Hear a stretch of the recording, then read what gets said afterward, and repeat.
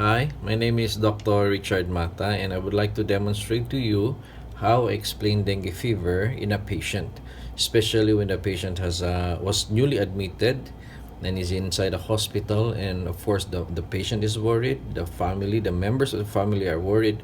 So how do I explain dengue fever in a very simple way, so that their worries will decrease, and at the same time I will be able to teach them what to monitor so that the severity will be prevented. So I get a piece of paper, and this is what I do. So for example, this is the piece of paper. So I ask them if the fever, for example, the fever started on a Sunday. So I'll write here Sunday. And then I say Sunday plus 6 days.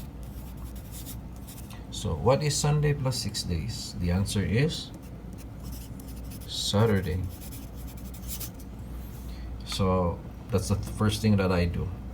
And then I say, because in dengue fever, it's like you're a cellophane, plastic cellophane with water in it, and it has holes in it. What does it happen if there are holes in a cellophane with water? Of course, the water will leak out. So what I'm trying to say is that the blood vessel, for example, this is the blood vessel of a dengue patient, it has holes in it. That's what we call plasma leakage. The blood vessel has holes in it. So because platelets are very small in sizes, it goes out through those holes. So that's what comes out, the platelets. So the reason why the platelets decreases is because the blood vessel has holes. It's like your holes has thousands of pinpoint holes everywhere, all over the body. So imagine that the platelets are going out. The second thing that comes out from those holes is the water. So there are two things that goes out through these holes, tiny holes, the platelets and the water. Now these holes here will just disappear by itself on a specific time. What time would that be? It will disappear on day 6, on the 6th day. So if the patient develops fever on a Sunday, the holes is estimated to disappear on a Saturday. So why 6 days? Well, it's the normal healing time of a patient. Say for example, you have a I have a wound like here on my face, and then you apply medicine, even the best medicine. You apply, for example, papaya leaves, if that's what you think. Do you think the wound will disappear tomorrow? Of course not. The next day, you know the wound will still be there. But after 6 days, we all know that the wound will just heal by itself. So that's the normal healing period. You cannot rush healing. There's a time for healing. So that's what the healing time needs. Number two, the same way with a viral infection. Dengue is a virus. A virus comes in and usually stays around 6 to 7 days, and it goes out. So that's two reasons. Number one is the normal healing period, and at the same time the time limit of a virus that stays in the body. Okay? So going back to the picture, if the Sunday started with a fever for 6 days, then by Saturday the holes will again decrease. That means if the platelet of the patient, for example, is 150, if it's not yet Saturday or the 6th day, naturally it will drop to 90, then the next day will be around 65, for example, then around 45, meaning the platelet really decreases every day until the 6th day, which is the Saturday. Then after the 6th day, it's gonna do a U-turn. It's gonna go up. So for example, 45, again it revises to 50, then goes to 60 gradually. That's the pattern of a platelet. in dengue. It only drops for 6 days, then it does a U-turn by the 6th day. Okay, so the problem actually is not the platelets. Why? Because the platelet will just go down and then will do a U-turn on the 6th day.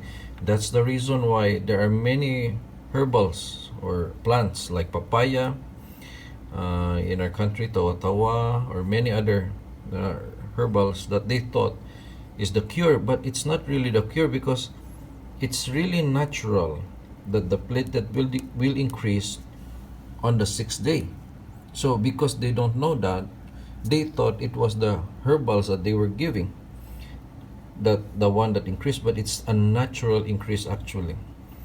The thing here is this: the water. If the platelet decreases every day, which is natural, until day 6, and the water decreases as well, which we call dehydration, because as we know, water goes out from the blood vessels. If the patient develops dehydration, that where is the danger, because dehydration will cause injury to your intestine, which will cause ulcer formation. Now, if you have an ulcer formation, you'll start to bleed from your intestine, like you're gonna vomit blood, or in the stool you have blood. And because the platelet is low, there will be a severe bleeding. But if there was no dehydration, then there will be no ulcer formation. Therefore, even if the platelets are low, there will be no severe bleeding because there was no formation of ulcer, which was triggered by a dehydration. So the bottom line is that if the patient is not dehydrated, even if the platelet is low, the patient will not go into danger. Other problems of dehydration is, of course, kidney failure and sudden shock because of lack of water. So bottom line, dengue is a dehydration disease. It's like diarrhea. You focus here. Many people focus here and they forgot this one. That's why many people die of dengue fever. Now, you may ask, how will I know if I'm dehydrated or not? Well, the easiest answer is this: urine. If you always urinate at least less than 4 hours with a clear urine, you're gonna survive dengue fever. So meaning, if you are hydrated properly, you will be urinating around 2 hours or even less, 3 hours. But if you're urinating 5 or 6 hours, there's a sign.